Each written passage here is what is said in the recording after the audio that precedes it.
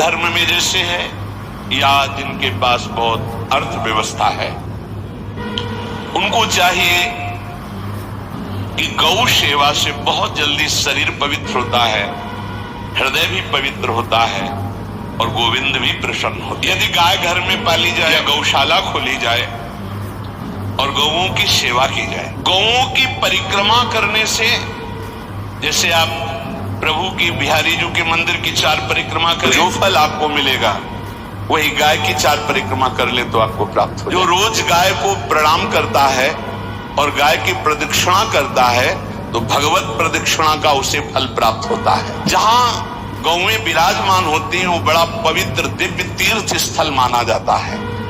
गौएं जहां विराजमान रहती, गौशाला में भजन करे तो कई गुना बढ़कर के प्राप्त होता है।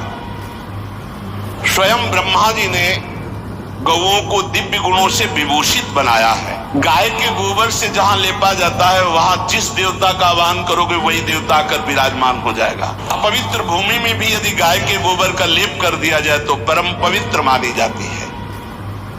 गाय बहुत पवित्र, जहां वो बैठती है, जहां वो मूत्र त्याग करती, गोबर त्याग करती, वो स्थान तीर्थ तुल्य पवित्र माना जाता है। घर में गाय बंधी है और भूखी है और प्यासी है तो तुम्हारे सारे पुण्य नष्ट हो जाएंगे।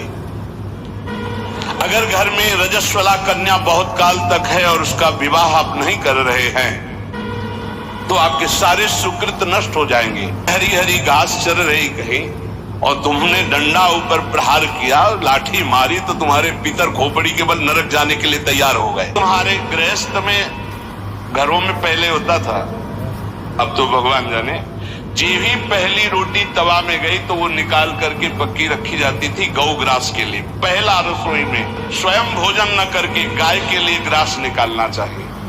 तो एक ग्रास भोजन में 1 रोटी तो निकालना चाहिए गाय के लिए, ऐसा शास्त्र आज्ञा कहता है।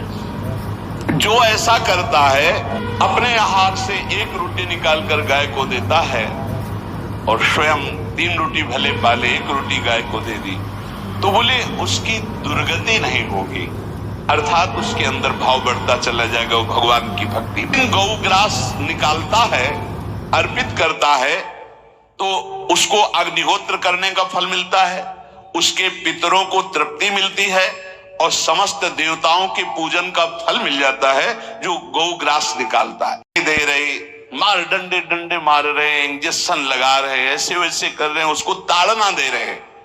तो बोले जो मूढ़ बुद्धि मूर्ख मनुष्य यो वही ताड़ते यष्ट्याधेनुम मर्त्यो विमूढ़धि, वो गाय को लाठी से मारता है, डंडे से मारता है, हाथों से मारता है तो धर्मराजस्य नगरेशा याति कर वर्जिता।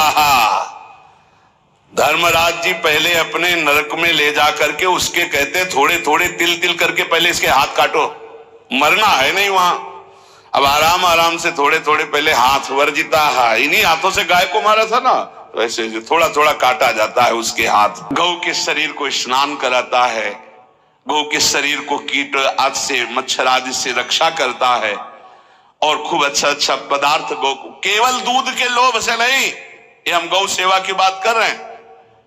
ये कि नहीं वहां 10 लीटर दूध देती तो हाथ फेरो, जब दूध नहीं देती है तो चारा भी ठीक से नहीं दे रहे और उसके ये स्वार्थी हो, गौ सेवा का बात नहीं, वो दूध का लोभी केवल व्यापार की बात करता है। गौ सेवा का तात्पर्य है गौ सेवा केवल, खूब बछड़े को पिला दिया प्रसाद रूप से, जो दूध मिला उसका अपने सेवन की वो बात तो अलग है।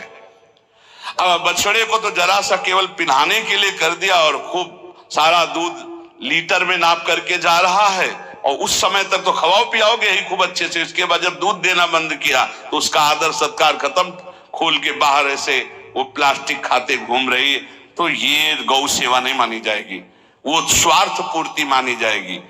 जो सदैव गौ सेवा करता है, उसके डांस मच्छर हटाता है, स्नान कराता है, पीठ में हाथ फेरता है, उसके पूर्वज जो पितर होते हैं वो नाच पड़ते हैं, उनका मंगल होना शुरू हो जाता है कि हमारे वंश में गौ सेवक पैदा हुआ, बड़ा भाग्यवान है और वो गौ के द्वारा हमें तार देगा, ऐसा भाव। गौ सेवा हमारे सनातन धर्म में बहुत बड़ा स्थान गौ सेवा का है। पर एक बात ध्यान रखें, इन सब सेवा का फल है भगवान के चिंतन में निरंतर वृत्ति डूब जाए।